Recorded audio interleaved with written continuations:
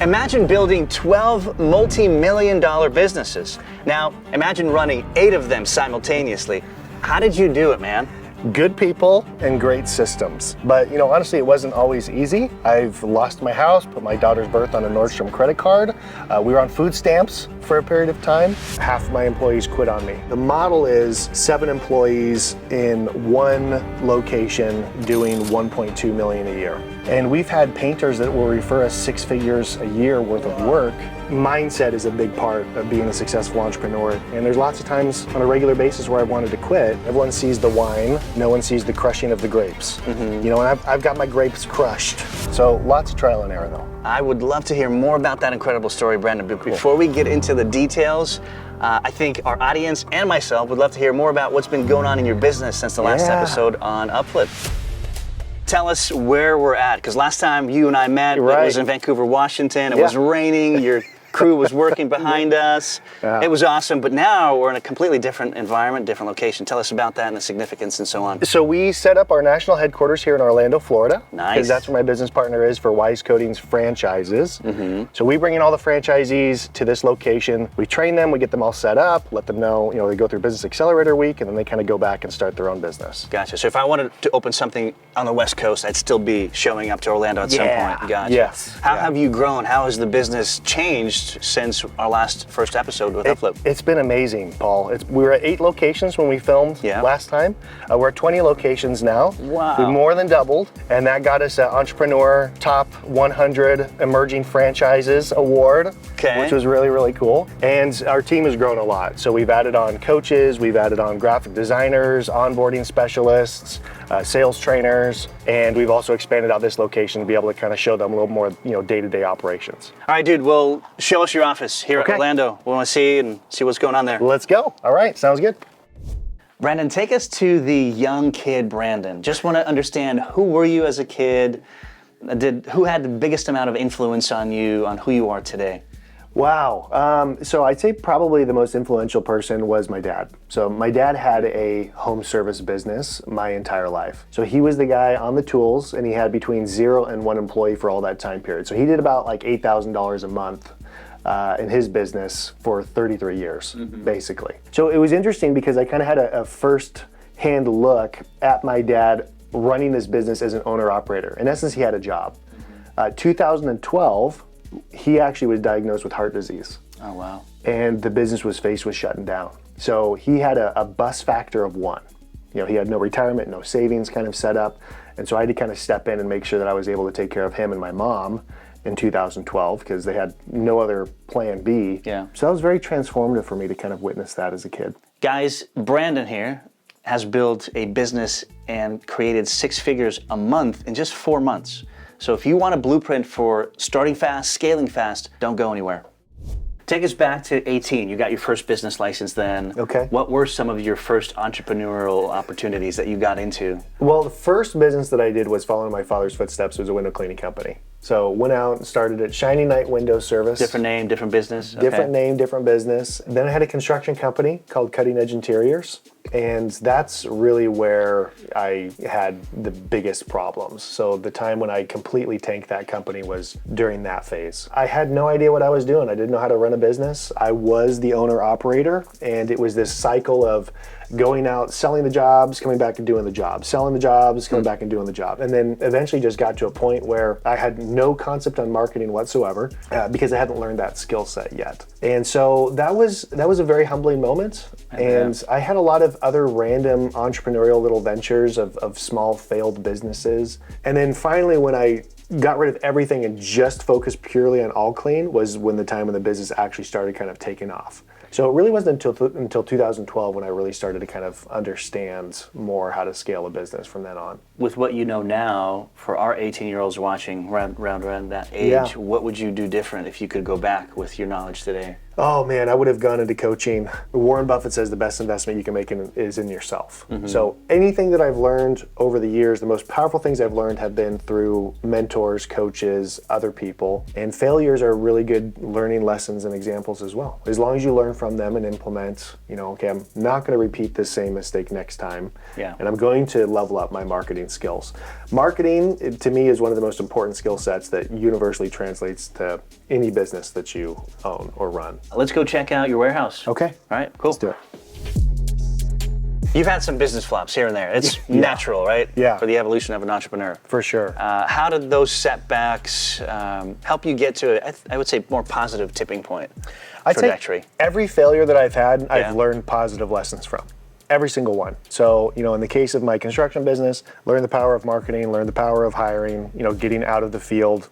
When I had half of my employees quit on me, learn the power of, setting the vision a little bit more and investing into my employees' dreams and their goals. So, if you're failing and you just give up and you quit, you get no net positive from it, but every failure that happens in a business can be used to improve. So, I like the expression of when you point at someone else, you have 3 fingers pointing back at you. At the end of the day, it ultimately falls on you for every failure that happens. So just being very, very accountable and having that extreme ownership over anything that happens in your life and in your business is the way to be able to be successful, in my opinion. Cool, awesome. Guys, Brandon here swears by a life-changing business framework that you don't want to miss. So if you want an inside scoop, keep an eye out for it in the episode. All right, so you offered your dad like $3,000 to take over the business, essentially. Why did you think you could do it? Where was the confidence from? Or give us the details. This sounds interesting. I bought it from him for $3,000 a month. Oh, I see, okay. For life. So the business was doing about $8,000 a month at the time. He was the owner operator. There was no employees in the business. And at that point in time, I didn't know how to evaluate a business or what that would look like. He did have, some customers that were recurring work. And so the big thing was that he had no retirement, no savings set aside. So that would be enough to be able to supplement his Social Security to where he could actually retire, which is what, we wanted to do. And, you take care of your parents. It's just, period. It's just what you have to do. No questions asked. So when I did that, I had no idea if I was going to be able to afford that kind of a payment. And I found out pretty early on that was very difficult to keep up that payment because the business doing $8,000 a month and then $3,000 of that was kind of set aside over here. So it was kind of forced to be, to grow the business in order to make sure that I could also take care of my family, with my young daughter and my wife. Okay, and your dad's out of the business for a while. For now. He retired in 2012, and when I sold the business later on, I gave him a 6-figure gift. Nice. So that they're set up for the rest of their life. They don't have to worry about that part of it. Yeah. All right, you guys, you've heard it from Brandon himself. This guy has cracked the code to business automation so well that he's had spare time while running a $6 million a year company. Now, what did he do with his spare time? Well, he built a business and another. And today he's got 12 businesses, and that is not even it. Today he runs 8 of them without any day-to-day involvement. Now if you're thinking, man, I want in on this, well, you're in luck. We've partnered with Brandon to share his secret sauce for starting and scaling businesses. And the cost to you guys, our amazing viewers, is, are you ready? Hang on to your seat, because it's gonna be jaw-dropping. It is a whopping $0. Yep, that is right. But you gotta get in on it before it's too late. The link is in the description below. Dude, I keep thinking about the buffalo. I don't know why, but it always stands out. The idea that they run to trouble and hardships and all the pressure rather than running away from it. But I know I'm getting ahead of myself. You can tell us a little about the core values, but really just hone in on whatever you want to. But for me, it's the buffalo, I gotta tell you. Core values, a lot of people, they'll have them just like on a piece of paper that they did an exercise one time and now it just sits on like their shelf. But we talk about these every single team meeting. So when we're all gathered around and we're talking about this, we'll have them call out, hey, what team member ran towards problems in the last week? Who do you want to brag on that's been leveling up personally or professionally? How did someone implement the heart of a servant and serve a customer? What's an example of someone doing efficiency? So all of our team members are bragging on each other under the core values, which spells base, by the way, which all starts with a strong base foundation. And the buffalo is one of my favorite core values because differences between buffaloes and cows. Buffaloes run towards the storm. Cows run away from the storm. And we don't want to be cows. I was going to say, do you want to be a cow or do you want to be a buffalo? No one wants to be a it's cow. your choice. Yeah. You're obviously in the boat of day-to-day grind, the pressures, the long hours, were not as much now, Yeah. but still running a business, being an entrepreneur, there's a lot going on, Yeah. right? And in a way, these challenges are blessings in disguise. So what else can you elaborate on that, the world of things, right? I'd say that, for me, I'm always trying to run towards uncomfortability. So comfort to me breeds complacency. When you're comfortable, you start to be a little more complacent. And these are people that are like comfortable with always using the yellow pages for advertising for years. And then they become complacent because they rely on that. And then suddenly yellow pages isn't used anymore, right? Or people are advertising on MySpace, different types of things. So for me, what I like to remember is to get somewhere you've never been means doing things you've never done. So when I'm kind of surrounded with that feeling of like, oh boy, I really hope this works out, I kind of know that I'm going the right direction because, there's that uncomfortability component with it. Right. Failures come with the territory. Yep.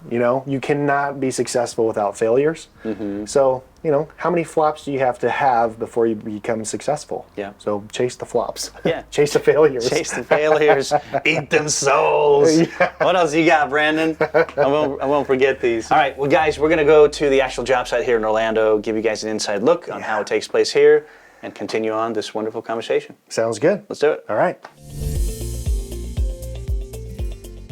Yeah, Brandon, tell us where we are. We are out at our job site. So this is out here in Orlando, Florida. We're just a little bit north of Orlando in Sanford. Okay. And working on a 2.5 car garage. So coming in, getting everything done, lay it down. Customer just came out to check on it. They're feeling happy. Just getting ready we're letting this set up, and then we're going to scrape it, and then we're going to top coat this one here. I remember when I first met you, we had the same setup, but it was like downpour outside. Yep. Well, let's jump back into the interview. I've got some incredible questions for you. And the first one is, you've gone through quite a bit of failures. Not quite a bit, but a lot. Yes. But I think that's you the like beauty. talking about my failures. Well, yeah, but that's the beauty of it because you're a story of success. Otherwise, we probably wouldn't be talking to you, right? I agree. Yeah. Yeah, They're a big part of my all story. of that was through the thick and thin, the failures of one and the other and the other. It's true. But what can you speak on that to our audience and say, this is the process, right? Because it may seem like it's easy, you get started on something and then all of a sudden it's success, but that's not the case most of the time, right? Yeah, one of my best friends, Josh, he says, everyone sees the wine, no one sees the crushing of the grapes. And I've got my grapes crushed on some of these businesses. For sure. Metaphorically and, well, anyways, they've been crushed. So, having to deal with that side of the equation and understanding that failure is a part of the process. To me, an entrepreneur can be very much like a roller coaster. Yeah. High ups, low lows. And for me, with failures, with successes, I've tried to kind of iron out some of those peaks and valleys to where when things are going great, I don't celebrate too much and be like, yeah, we just unlocked the cheat code. We figured it all out. And when it's the lowest lows, I don't allow myself to get so depressed. Tighten up that belt, keep moving. Tighten up the belts and just kind of keep plugging forward. Cool. So, mindset is a big part of being a successful entrepreneur, is just staying the course. And, if it was easy, everyone would do it. Yeah. And there's lots of times on a regular basis where I wanted to quit, but at the end of the day, you don't. Yep, well said. Guys, keep watching because Brandon's going to share some incredible list of awesome books that are absolutely a must read. Yeah, sweet. All right, Blitz time with Brandon. Blitz. Thanks, guys, for submitting your questions. First one is from Eric Newcomer, 3031. Has any Wise Coatings franchises failed and not measured up to your standard? Okay. Or not measured up to your standard? Yeah, we've had a location not measure up to our standard. We also had one that we had to close down. And that one just was not set up properly. The owner in the business had a couple other businesses and just wasn't able to devote the resources to making it successful. One of your first ones? One of our very first ones we had, yes. We closed that one down. Hey, we win and we learn sometimes. That's From right, Caleb McNeil, 185. How do you handle losing situations? I'd say mostly it's running towards problems. One of the reasons why buffaloes are core value. Yeah. You just got to run towards it. The longer you wait for the issue to resolve itself, the worse the problem becomes. So just run towards it. I love it. Alejandro Reyes, NV6XO, did he implement the same strategy to all businesses or the approach was different based on the business niche? approach has definitely been different. Largely, there's the same kinds of departments that we kind of talked about, but like for instance, my software company, it's a totally different type of approach. Your customer acquisition channels are different. There's definitely some nuances to it, but the majority of it is actually very, very similar, especially in home services. Like 90% of it's the same. Okay, MAD 125-100. That's way too many employees for $500,000 a month. The question is, are they profitable? They must have excellent profit margins. See why it's MAD. I see that why the username's MAD there. What do you say to that? I'd say that's not totally true. We have new locations that are just starting to open up, so that aggregate $500K a month is in a whole bunch of different types of locations. So the model is 7 employees in one location doing $1.2 million a year. So that's kind of like the model. Like so you have four clear. technicians, each doing about $3,000 a month per truck. So that's 2 trucks. Okay. Yep. Sweet. From Red Mesa 2975, runs 8 businesses with no day-to-day interactions. She says, or he, every successful businessman I know has some day-to-day interactions, so they can watch over things. The quote-unquote hands-off approach is how your people screw you. You don't know until it's too late. What do you say to that? I can definitely be true. You have to inspect what you expect. So in every one of my businesses, we have a dashboard and KPI instrumentation that we have built out. So I'm able to look at any one of my companies, any point in the time, and see what the cost per lead, what our gross margins are, our net profit margins, and have really good close on it. I also have third-party bookkeepers that reconcile all the books to make sure that there's no bad actors in the company. Yep. And then I have a CEO or a GM that runs every one of these businesses. And typically they have an equity earnout target, so they're highly incentivized. So anything that would be screwing over the business would be screwing them over as well. It's a good plan to be. This is probably somebody from outside of the U.S. is asking Danish Ferguson 7679, how do you run a business like this in a third world country? Oh man, probably... yeah, it's I'm not sure. As the U.S. is definitely a land of opportunity that's here.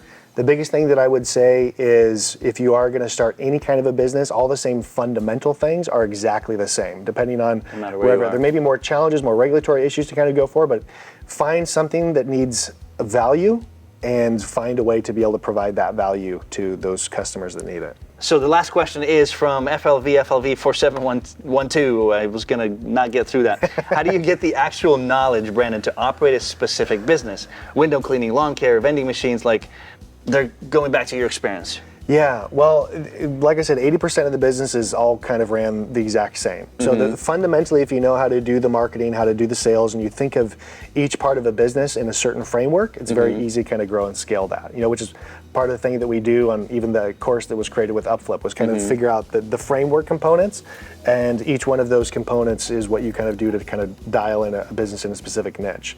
And then go out to other vendors that typically sell into those industries, and oftentimes a lot of those vendors will have training programs for like specifically how to do that thing. So in our case with Wise Coatings, we went to a manufacturer that sold the products, and they provided us all of our initial training on how to do the actual services. I want to go back briefly to your teenage period. Working with dad at 13, clocking in, working full time. What did you learn about specifically customer service back in that day? My dad was amazing. He cared so deeply about all of our customers, and he cared so deeply about the quality of service that we gave to our customers. And consistency is a big part that I've learned over the years matters most to customers. So anytime I build a business, I try to think about how can I put the systems in place to where no matter who goes out there, it happens the exact same time as if it was the same person that was going out there. So that was a big part of our customer service design when we kind of laid out Wise Coatings and all the steps and systems for that business. Consistency. Yeah. Every business has a turning point, right? Whether good or bad. I'm curious about the business in 2012, the cleaning business you had. Yeah. What was the game changer for that business? Talk about the evolution of starting it, scaling it. And... So about 1 year into the business was when I got off the tools. Gotcha. So I hired my production employees that were going to take over all the actual cleaning work in the business, and that empowered me to actually go and work on the business instead of working in it. So for me, the reason why that was game changing is, I kind of compare a business to an iceberg. You got the 20% above the surface and 80% beneath the surface. So that 20% is the cleaning part, how to actually do it and the services that you offer. The 80% is everything else. So being able to hire someone full-time to take care of that part of it allowed me to start working on, all the other stuff in the business, the marketing systems, the hiring, the resources that we needed to kind of keep that business running on autopilot. Gotcha. Was it a financial moment a year into it when you're like, okay, now I can hire someone? Like, what helped you make that step? It was terrifying. I will preface it bet. with that. Because when I let my employee go down the road for the first time, I was like the helicopter parent. Gotcha. That's me. So the vehicle, the first job, I like snuggly followed behind them, and I was like looking at behind the bushes and making sure they were using all the tools right. And part of the reason for that, the reason why it's so terrifying is, you gotta let go of control. Yeah. Financially, I laid out a budget to just kind of verify and see, okay, if I pay them 40 hours a week, this is like my minimum sales threshold that I need to hit. And once I kind of saw it on paper financially that it would work out okay and kind of what that minimum thresholds were, then that was kind of like okay, I can do this. Gotcha. Yeah. Talk to us about what happened next in the CEO role. I mean, from cleaning to now working on the 80% on the business. Yeah. What was that like? So for me, basically, if you kind of take a look at all the different facets of the business, you have marketing, admin, production, and sales. So when I was able to delegate that part of the business off, you still have to make the phone ring on the marketing side, schedule the jobs, do all the back-end payroll, back-end office stuff, and you still have to do all the sales side of things. So kind of my first responsibility was to make sure that leads still came in. I was going out and selling all the jobs at that point. So I still was wearing quite a few hats and owned a few different departments still, but I could at least offload that production side. Next was hiring a salesperson to make sure that all the sales were all taken care of. That pretty much just leaves you with marketing to kind of, systemize and automate. So as a CEO, you're kind of the executive trying to systemize these 4 departments that every home service business has to kind of systemize and put people and systems in place to be able to be absentee. So that was kind of my sole focus, was instead of having a to-do list, have a stop doing list. So I'd write down all the little things that I, was doing on the day-to-day, and then just like, okay, what can I check off next? And finally work my way kind of out of a job. I really like that. Do you guys have a stop to-do list? If so, comment below. You've mentioned earlier that you've made every mistake in the book, per se. Yeah. Right? And it's good because it's a learning opportunity. Yeah. What 2-3 things that you can highlight as far as those learning opportunities that have shaped you, helped you be a better CEO, run the 80% of the companies? What do you want to highlight? The biggest mistakes I made were around getting good people onto our teams and then leading them in an effective way to understand what the vision of the company was and to make sure that we were thinking about their dreams, their goals, their hopes.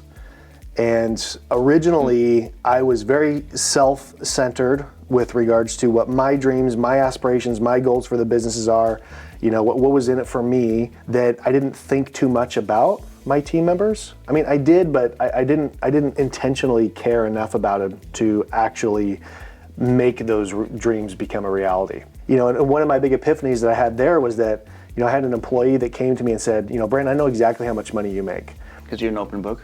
Well, because it's on the schedule, right? Okay. So it's like, $1,600, $2,000 a day worth of work that's getting done. I'm getting paid this much. Therefore, you're taking, $1,700 a day home. And they didn't know all the back end stuff that happens in the business side of things. So one of the things we did was we just started teaching people how to read a profit and loss sheet. We actually sit down with all of our employees, show them an example profit and loss, and teach them line item by line item all the things that were involved in there and how they could actually have controls on some of the levers in that business.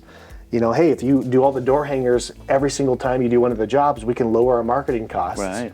And then that could provide more budget for pay, for techs. So those types of conversations are things that kind of help have the teams understand the goals and the visions of the companies and get them to start thinking a little bit more like a business owner. Man, I can see how huge of an impact that makes, and I appreciate the transparency, by the way, because you've started in a place where you weren't good at something. Right. You made some horrible mistakes, people walked away, but we learned from that, and who you are today isn't who you were a couple years ago. Yeah. And it's amazing that you're connecting, like, even a simple thing as P&L, teaching your employees what P&L will then help your bottom line. I'm assuming their bonuses go up in some way or form, right? Yes. So if they learn that, everybody wins. Yeah, it's better than just having everyone gets paid $1 per hour, because the only way they can make more is to work more hours. as opposed which to is not good for the business. Getting overtime and all that other stuff isn't. So being able to connect them with the performance and even incentivizing them on the performance side of things directly tied to the profitability of the company, those things make a huge difference. Tell us about your first hiring process for the cleaning business. How did that go? Where did you find the candidate? What did you learn? Sure. Well, first was family and friends. That's easy. Yeah. You would think, I guess. Yeah, and there's pros and cons of that. Pros are it's usually easy to find someone that's interested in coming and working with you and coming. It's easy to sell the vision to someone that already kind of trusts you a little bit. But the cons is that sometimes they may expect more, kind of getting into it at the ground level with you than you are able to give them. So first employee that I kind of brought onto the team very quickly, wasn't very long into it, where he wanted to have benefits and stock options and equity options and things, and it really took me aback. But I'm like, boy, I did kind of sell kind of some of the vision of where we would go and what opportunity looked like, but he was just ready for it a lot sooner than the business was ready to be able to get some of those things.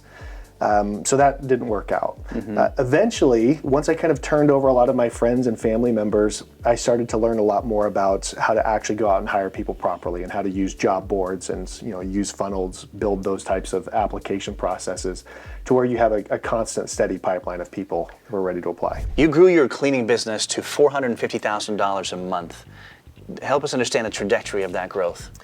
Well, it happened kind of more like this, where it slowed itself a little bit more. When I got off the truck is when it really started kind of stepping up. We also did a couple acquisitions. So we bought a couple local competitors in the area too. So the last couple years, between some strategic acquisitions and partnerships, that's really where we skyrocketed a lot more quickly. So the last year that I was operating that business, we were adding a truck almost every single month. So it basically doubled and tripled every single year from the time that I started it in 2012. All right, let's talk about why you left the cleaning business in the first place. When that time came, why did it seem like the right choice? Well, a couple reasons. Number one, I was getting a lot of traction with the coaching side of the business. So while I was kind of doing that last year of all clean, I was doing more and more coaching and was looking to get more into that side of it. And so kind of leading up to that point, it just felt like the right transition to kind of go and switch up and do something new and do something different.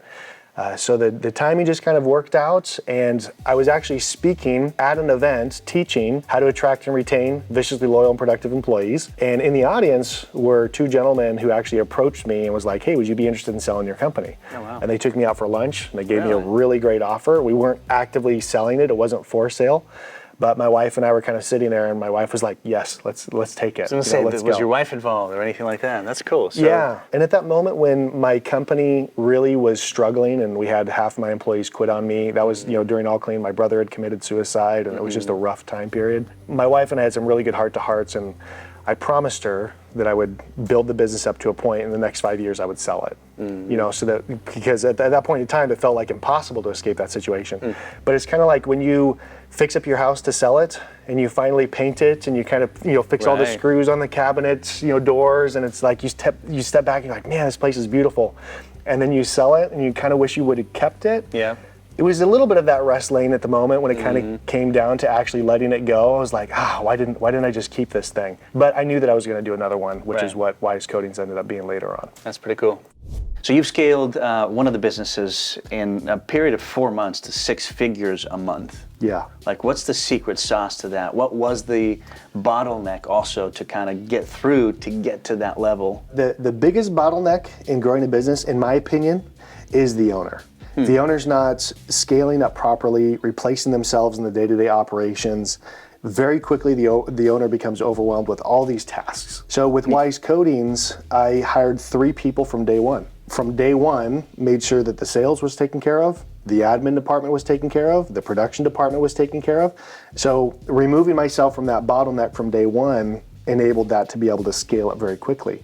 And why do you think a lot of business owners don't? Is it, obviously, I guess it goes to money. It's scary. It costs money to hire someone, and you think, is this well, too early maybe? My argument would be is that a good employee never costs you money. They always are an asset that gives you an ROI. Yeah. So like, for instance, a salesperson, we pay our salespeople on commission. they're literally incentivized to be able to make more for the company so that they can earn their living. So in that case, salespeople don't really cost you anything. And so same thing on your other employees that you may hire. But it's fear, because it's like, well, if I take on this expense of employees, will I have enough work to be able to keep them busy? If you know the work's guaranteed, it's easier to go out and hire the employees. It's more than just praying and hoping that you're going to have the work come in. You have to increase your marketing spend at the same ratio that you're hiring employees. It's like, that teeter-totter and growing a business, right? Yep.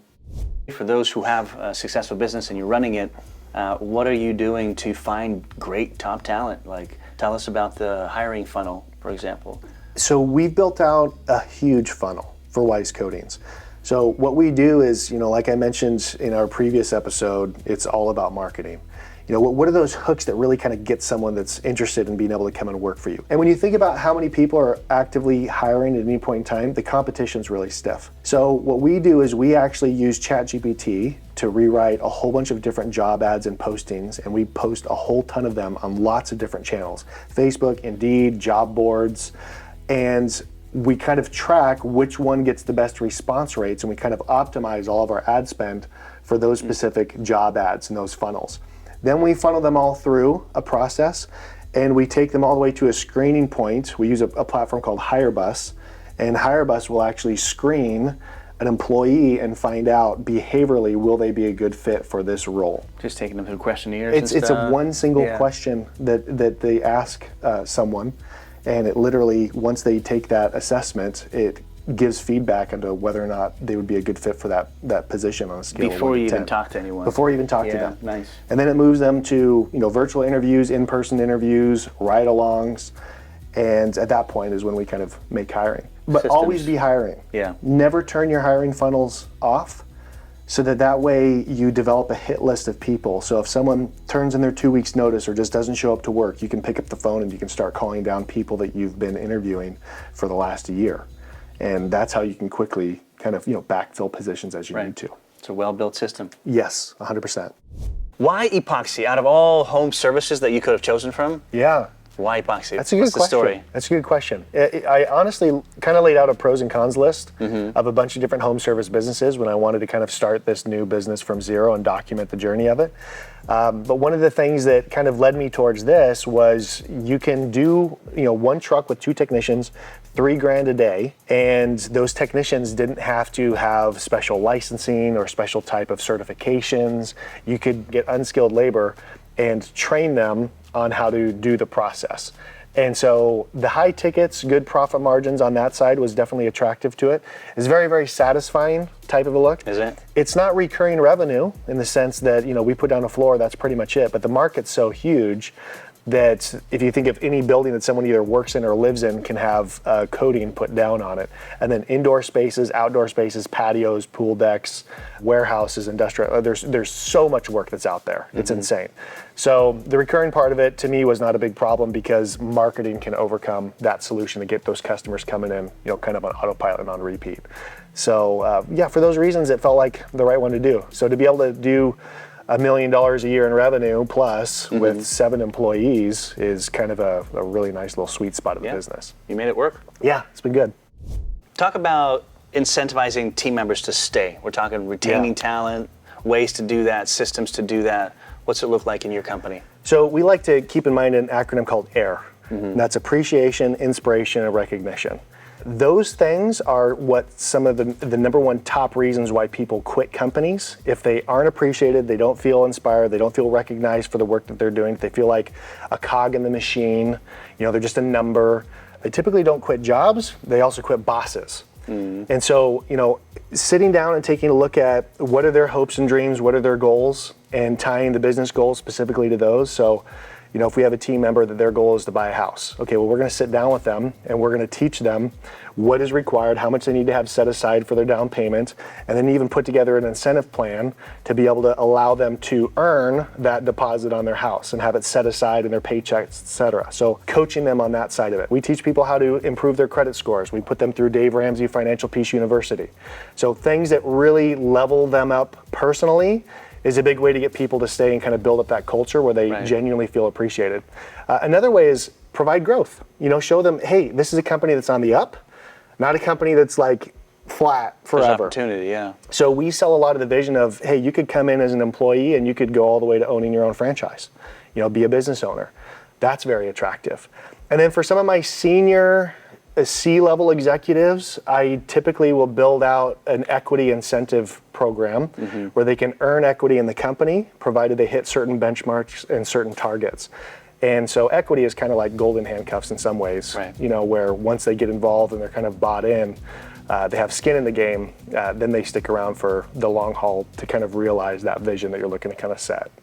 What are the best lead generation strategies for a home cleaning service? Home services in general? So it varies by industry a little bit, but I'm a big fan of doing online digital marketing. So Facebook, Google, pay-per leads, different types of ad sets that you can get to just kind of drive engagement. So we built Wise Coatings largely off of Facebook ads, but it's interruption marketing, meaning that, when people come into and see this ad pop up onto them, they're not actively searching. So they're a little bit more, they're not as qualified of a lead, but through the sales process and kind of the outreach engagement process, you can kind of convert them over.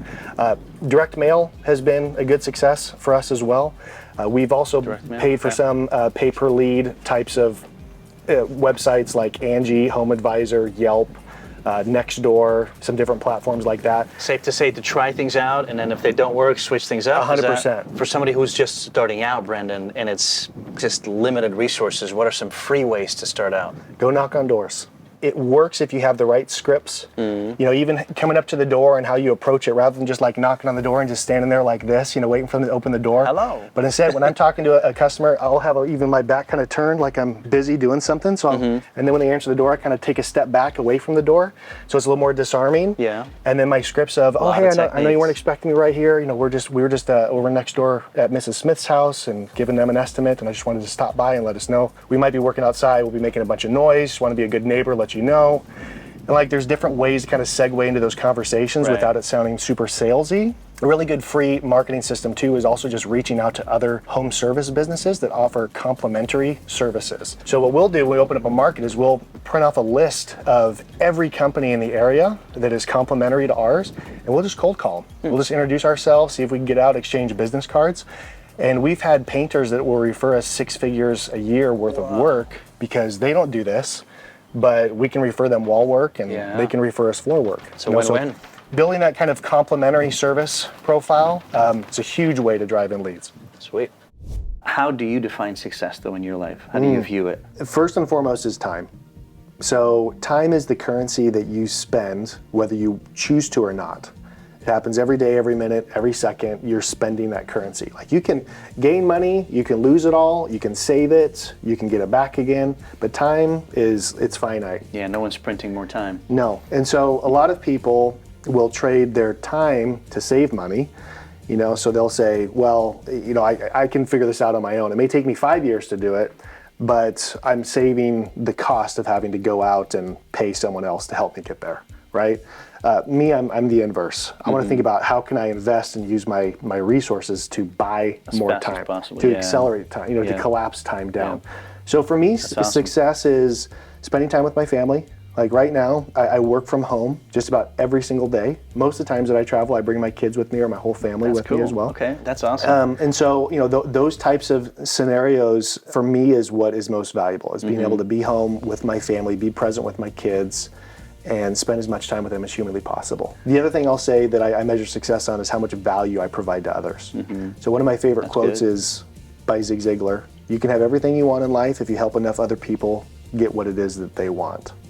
So if I take a look and say, wow, look at all these people that are getting value, success happens. So if you focus on others first and making them successful, that means their businesses have grown enough to enable them to do that. And because their businesses have grown, our fees are covered. Yeah. So you focus on helping other people too. That's cool. All right, since our last UpFlip video together, how has Wise Coatings revenue grown? Give us an update. Yeah, well, we're doing about a little over $750,000 a month right now 20 in locations. revenue. Yep. So some of those locations, they're just in process of kind of onboarding. So amazing. Several of the locations are pre-revenue. They haven't done anything. Yep. given this time in like 3 months from now, that number's gonna hit over $1 million. We're pretty confident. That's as solid. far as revenue goes, yeah. But you had that wheel spinning already when we did the first interview, meaning you had things lined up. Yeah, you were we had about talking, 140 applicants in the pipeline, and now we have substantially more. And then you got hit with a UpFlip train. the UpFlip train. Bam! Yeah. Here's 1,500 more. Let's find the best one. It's been amazing, but the good. coolest part about it is that we're able to be very, very ultra selective on who we pick. Yeah, you have to be. You have to be, because your first 25 to 50 are the most important franchisees you have, because you're going to be disclosing numbers to all future franchisees that come in. So you really want to be careful who you partner up with to open up a location, so they have like a good chance of success, and then they're coachable and they'll actually follow the systems. So there's a lot of screening that goes on. For those that don't know, you've gotten an incredible award recently, right? It's top 100 franchises. It happens to be right here. Yeah, let's check it out. So this one, you mean? Yeah, tell us about it, because it's not just a plaque, right? This is a symbol of a certain level of achievement. Yeah, we were super stoked to get this. So we got the Entrepreneur Top New and Emerging Franchise of the Year. Dude. Congrats. So over 3,000 companies, 3,000 franchises applied for this award. We got awarded number 93. On the list. Good for you. Yeah, and what they do is they take a look at benchmarks, actual financial performance, rate of growth. They look at the success of franchisees that kind of come into the business. So there's a whole bunch of things kind of get weighed into the mix on this. In-depth investigation, sort of? Yes, and we're one of the top floor coating companies out of all the categories, because this is every category. So. Yeah, it was a cool thing. What does this do for business, or is this just kind of a good feel moment for you? It definitely feels good. Yeah. People like getting awards. Let's be honest. It definitely strokes the ego a little bit and gets people excited about it. But for us, I'd say it's really just more of a confirmation that you think it's full of rocks. I don't know. No. I mean, maybe there's some golden nuggets in there or something. Yeah, but there's definitely gold nuggets in this episode. Oh, baby, nice. So that it's more of just a confirmation that we're doing the right thing. We're focused in the right areas, and it shows that our philosophy of helping our franchisees first, that's the number one way that we can kind of continue to drive growth. Dude, that's sweet. Thanks, awesome. Man. How do you ensure that your franchisees are successful? So one of the things we decided to do, we launched the franchise, we wanted to be very different. We wanted to kind of go above and beyond what normal franchises do. So we set up every single system for them. We set up every single document, template, tool, resource for them to kind of get started. We pay for just about their entire tech stack. So all their software programs, we pay for that. We do their Facebook ad marketing, their Google ad marketing, their social media management. We take a lot of that heavy lifting off of their plates. We also have different specialty software programs that we use to ensure that, like, when they're out on the job site, it's actually recording them and listening to them and providing some AI-based feedback. So you are dabbling in AI as well? Yeah. Tell us more about that. What does that look like? Yeah, we use a program called Rilla. And what that is, it's an AI-powered sales manager, where when the sales rep goes into the customer's house, he hits record on his phone, and AI listens to the entire conversation of both the homeowner and him. Both parties know that. Both parties know that. Okay. And what it does is it generates an AI summary of how the sales call went, which parts of the script and the sales process he missed or glanced over, or which maybe the customer wasn't speaking enough at a certain ratio of like customer speaking versus the sales rep speaking. So it analyzes all that stuff, packages up together, and then provides feedback for that person. Let's talk about systems and processes that you've built in Weiss Coatings. Sure. Do the franchisees get the same amount of systems, same processes in place for them to do the same at some point in the business? Like, is that the idea, to share that with them as well? 100%, even more than when I first started. So when I first started it, I didn't have a huge training video library on how to do absolutely everything in the business. Like, we had to build that as we built Weiss Coatings. So, we have training videos for a technician day one when they come in to the business. There's a huge video library, an LMS, learning management system, where they go through and they learn everything there is to know about that job. Same thing for the sales position, the admin, positions, the marketing side of things, how to hire and retain employees. Plus the CRM, the technology, the automations, the software, the AI-powered visualizer, the AI-powered sales coach.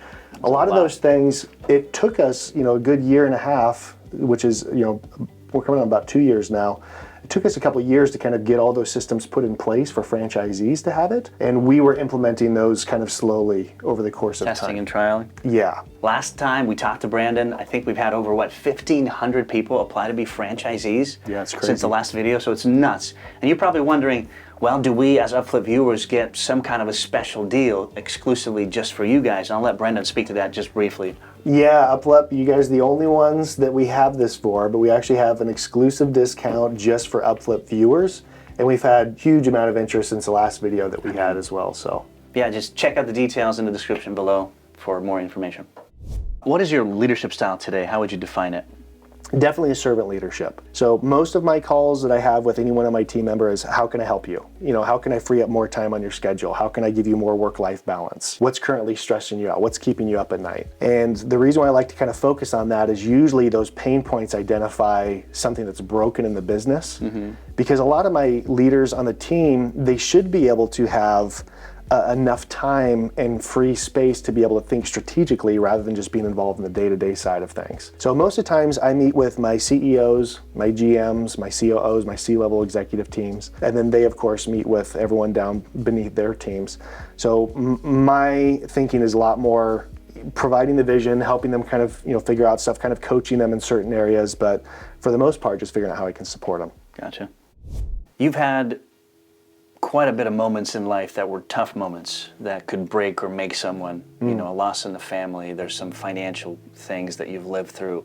I'll let you highlight whatever ones you want that really shaped who you are today as an entrepreneur, as a husband, as a father. What do you want to talk about? Yeah, well, on the financial side of things, losing everything, so to speak, was devastating from a standpoint of, with my construction business, we went bankrupt. I mean, nearly went bankrupt. We didn't declare bankruptcy because I refused to, but we were 50 grand in debt after that business closed. Put my daughter's birth on a Nordstrom credit card. We went on food stamps, which was one of the most humbling things that's ever happened to me in my life. You know, you feel like a failure as a dad, as a husband. But oddly enough, like even though all those things kind of happened, we were still happy.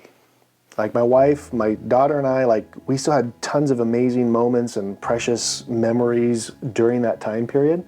And so for me, it really kind of broke the disconnection of that money and things is what brings happiness. And I could lose everything all over again and I'd still have my family and I'd still be happy. So things have never been a big motivator for me as far as like growing a business. Oh, I want to buy this really nice car. I want to like have this yacht, or that's never been my motivator. And so I think in a lot of ways that's taken a lot of fear away from taking larger risks. You know, I'm okay risking everything, and if I'm gonna lose it all, well, so be it. I've already been there and it wasn't terrible. I mean, it was hard, but it's a way to live through it. We were still happy. My brother, losing him was hard. So he was 8 years older than me. This was when I owned All Clean. He was working for me at the time, and he took his life. Oh man. And it was probably one of the most difficult moments of my life kind of going through that time period, because we were very, very close, and the feelings of guilt and I wish I could have and I wish I should have, all that stuff kind of came along there. And so I had to deal with the grief of losing him, deal with the challenge of losing a team member in my company and having to backfill that role. And that was actually one of the points where it led up to half of my employees quitting on me, because I just became very, very disengaged. So those types of things that happen in life, you can't control them. You don't know when they're going to kind of hit you. So, we've had some of our coaching clients that they've had really terrible moments happen in their personal lives, but they had the teams in place to be able to completely step away and their business still be able to run. And for them, that was a massive blessing. And that value is more than any money, kind of provide them, because it allowed them to be with their loved ones during those moments. So big lessons on those sides. That's cool. Thanks for being vulnerable with us, of course, Brandon. I think it matters a lot. So what is this business framework that you personally live by? So the framework that I like to follow is called MAPS. So for departments, every home service business has to systemize to be able to run on its own. Marketing, getting all the leads coming in, admin, scheduling, answering the phones, dispatching, the back-end payroll, all the back-end office side of the business. Production, having the vehicles, the equipment, the inventory, the technicians, to be able to go out and actually perform the services that you sell. And then sales. So sales is converting all those leads into actual, good paying jobs, high average tickets, closing ratios, all that stuff.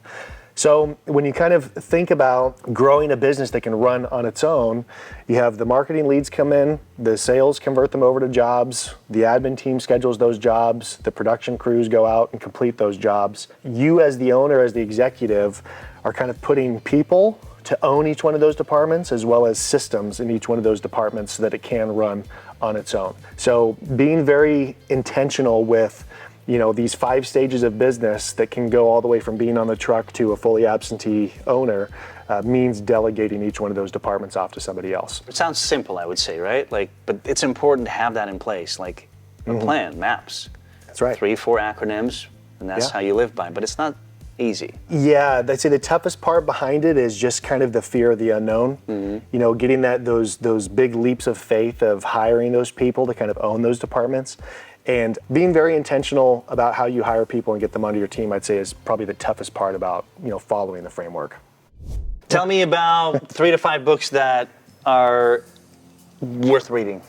The E-Myth by Michael Gerber. Yeah, that one was a big game-changing one for me. How to Win Friends and Influence People is really good on just like leveling up on your people skills. And we have a lot of our managers and partners kind of read that one as well. Alex Hormozi, $100 Million Leads, or $100 million Offers and $100 Million Leads. I'm a big Alex Hormozi fan. You're a reader. I am. Like, what role do books have in your life? Just in a nutshell. Just coaches, right? But what else? There's a quote that I heard that someone said where reading a book is like consuming someone's soul.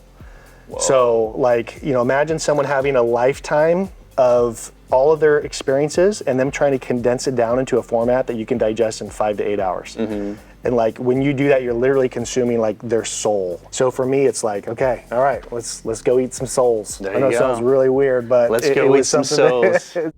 Do you think someone with no experience, not a lot of money, can get into the home servicing industry? Where would they start? What would you do? Absolutely. What you have to do is, so there's 2 different marketing channels. There's paid marketing channels, and then there's BOG marketing. BOG marketing stands for boots on the ground. Getting out there and pounding the pavement, knocking on doors, building relationships. And you don't have to go out and spend a ton of money on branding like we did, from the very beginning.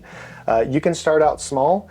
Because when you're kind of small in that space, most customers care a little bit more about who the person is and who the owner is that's coming out. If you're doing a lot of door-to-door marketing on that side, they just want to know that they can know, like, and trust you when you're actually providing those services.